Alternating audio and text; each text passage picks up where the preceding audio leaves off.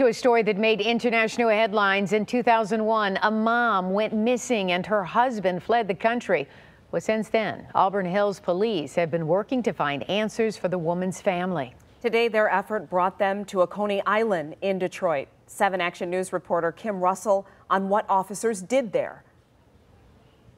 Auburn Hills Police tell me they followed a tip and digged underneath the concrete of this Coney Island looking for human remains from an almost 20-year-old case. They also say they found no evidence those remains were there.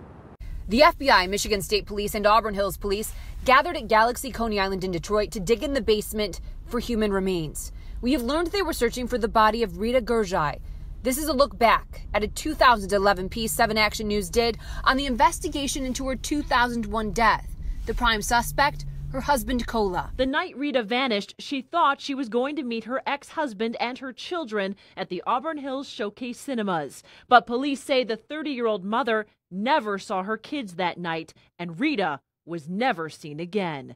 The next day, Kola fled to Kosovo. Kola never once contacted his 2 children left behind here in Michigan. Kola committed suicide in 2019, police say, as he faced extradition to the United States from Kosovo. Police say they thoroughly searched the ground underneath the concrete in the basement of this business after getting a tip. They say they are fully confident that there are no remains there. I can tell you that the owner, we want to thank him for his cooperation in this matter.